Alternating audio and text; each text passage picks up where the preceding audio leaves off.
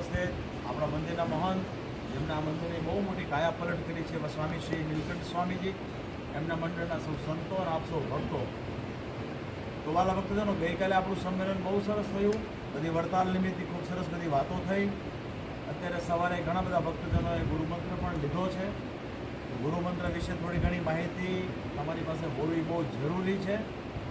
સ્વામિનારાયણ ભગવાને જે કામ કર્યું હોય ને એ 100% ચોક્કસ કામ હોય, એમાં કોઈનાથી કાંઈ કોઈ કસર કરી શકાય નહીં. શ્રીજી મહારાજે પોતાની જગ્યાએ પોતાના ધર્મકુળમાંથી 2 ગાદીપતિઓની સ્થાપના કરી, ઉત્તર અને દક્ષિણ. આપણે બધો દક્ષિણનો પ્રદેશ છે. હવે ભગવાન સ્વામિનારાયણ જાતીય કરીને સર્વૈયા બ્રાહ્મણ હોવાના કારણે વેદોના મત પ્રમાણે જે જાતીય કરીને બ્રાહ્મણ હોય એને જ બાકીના 3 વર્ણોને મંત્ર આપવાનો અધિકાર હોય. હવે જે ધર્મમાં સંપ્રદાયમાં મંત્ર ના હોય ને એને સંપ્રદાય ન કહેવાય. સંપ્રદાયનો અર્થ થાય ગુરુ પરંપરા. એનો જે સ્થાપક હોય એણે જે રીત એસ્ટાબ્લિશ કરી હોય એ પ્રમાણે વર્ષો સુધી ભક્તજનો ચાલે એને સંપ્રદાય કહેવાય. એટલે સ્વામિનારાયણ ભગવાને સંપ્રદાયમાં મંત્ર આપવાનો અધિકાર આચાર્યશ્રીઓને આપ્યો છે. આચાર્યશ્રી ગ્રહસ્થ હોવાના કારણે આચાર્યના જે ધર્મપત્ની હોય એને બહેનોને મંત્ર આપવાનો અધિકાર મળી જાય, જેથી કરીને સંપ્રદાયની મર્યાદા પણ સચવાય. હવે આચાર્યશ્રી છે એની પાસેથી મંત્ર લેવો ખૂબ આવશ્યક છે અને ફરજિયાત છે. આમાં એવું નથી કે કિંતુ પરંતુ. તમે શિક્ષાપત્રી વાંચો તેમાં લખ્યું છે કે અમારા આશ્રિતોએ ધર્મવંશી આચાર્ય પાસેથી શ્રી કૃષ્ણનો અષ્ટાક્ષરનો મંત્ર લેવો. આ 8 અક્ષરનો મંત્ર છે. આમાં કાનો માતારે કોઈથી ફેરફાર કરાય નહીં. આ તમે બધા કમ્પ્યુટરને વાપરો છો એમાં ઓલો પાસવર્ડ આવે ને એનો આવે, પાસવર્ડમાં ફેરફાર કરો ફાઇલ ખુલે. હવે કાળા માતાના માણે બનાવેલી પાસવર્ડની સિસ્ટમ જો ન ભૂલતી હોય તો આ તો અનંત કોટી બ્રહ્માંડના ધણી મહારાજે બનાવેલો મંત્ર છે. એમાં કંઈ ફેરફાર થાય નહીં. પણ હવે મંત્ર કાનમાં અપાય છે, ગુપ્ત અપાય છે. હવે ગુપ્ત અપાય છે એનો અર્થ શું થયો કે તમારા પૂરતી વાત છે. મંત્ર તો વ્યાપક છે. હું મંત્ર બોલી શકું છું. મંત્ર છે શ્રી કૃષ્ણ ત્વમ ગતિર મમ, પણ એ તમારાથી બોલાતો નથી. માટે તમને ચિઠ્ઠી આપી છે, કોઈ તમને પૂછે તો તમારી ચિઠ્ઠી બતાવી દેવાની, બોલવાનું નહીં. હંમેશા નિયમ છે કે મંત્રણા જ્યારે થાય, મંત્રણા ખાનગીમાં એ આપણે બહાર કહીએ છીએ આપણે તો મિટિંગમાં નહીં હોય વાતચીત કરીએ છીએ, વાત નથી કરતા ને. તો મંત્ર છે ને એ આપણા પૂરતો છે. હવે સત્સંગી જીવન પ્રમાણે ધર્મદેવ દાદાને આ મંત્ર પ્રયાગની વિશેષ શ્રી રામાનંદ સ્વામીજીએ આપ્યો અને આ જ મંત્ર ધર્મદેવ દાદાએ બાલપ્રભુ ઘનશ્યામને પણ આપેલો છે. આ મંત્ર વડે કરીને તમારા અંતરમાં ભગવાનનો પ્રકાશ તમારે આત્મા દેખવો એ આ મંત્ર વડે કરીને થાય છે.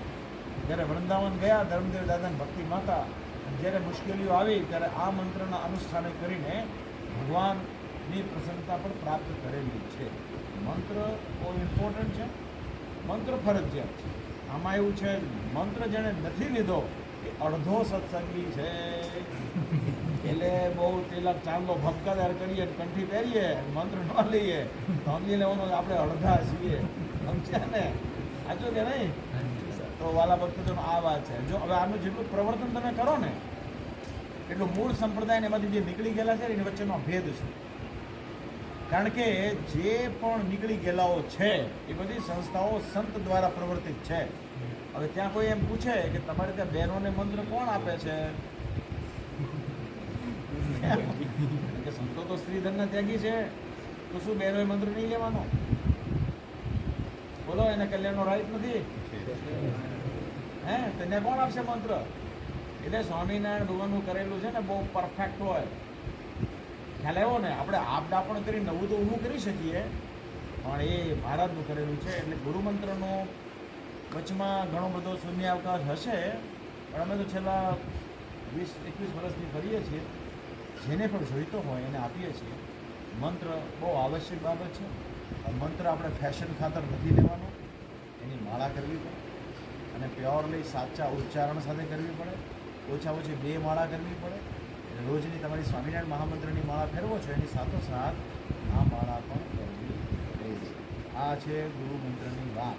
એટલું તમારા નોલેજમાં હોય તો તમને કોઈ પૂછે તો તમે બોલી શકો. એ તો તમને પૂછે કે ઓલું મંત્ર તમે લીધો મહારાજભાઈ, એ શું હતો શું કરવાનું? તો એ કાંઈ ખબર નથી, કાંઈક લીધો કરી એવું નહીં, દેખાદેખીમાં નહીં લેવાનો, એક જ વાર લેવાનો. પૂર્વે કોઈ આચાર્યશ્રી પાસે લીધો હોય તો મારી પાસે લેવાની જરૂર નથી, બરાબર છે. લીધો છે તો પછી તમારે નિષ્ઠાપૂર્વક એની માળા કરવી પડશે. બાકી વિસ્તારથી શિક્ષાપત્રીની અંદર 3 થી 4 શ્લોક છે આના, એક 46 નંબરનો છે, એક 52 નંબરનો છે, એ બધા વાંચી લેજો.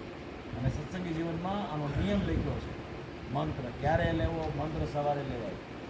મંત્ર જે દિવસે લો ને તે દિવસે શ્રદ્ધાવાન પુરુષોએ ઉપવાસ કરવો પડે. અને જો સવારે કાંઈ પેલું ન હોય ટીમણ તો કરી નાખજો, તો પછી કરી નાખજો, બરાબર છે. આની સિસ્ટમ હોય છે. હવે વર્તમાન યુગ બહુ ફાસ્ટ છે એટલે લોકો આપણે મંત્ર આપી દેતા હોઈએ છીએ. આટલો મંત્રનો મહિમા છે, મહિમા રાખજો અને એ રીતે લોકોને કહેજો. સ્વામિનારાયણ ભગવાન તમારા બધાનું ખૂબ મંગળ કરે એવી પ્રાર્થના. જય સ્વામિનારાયણ.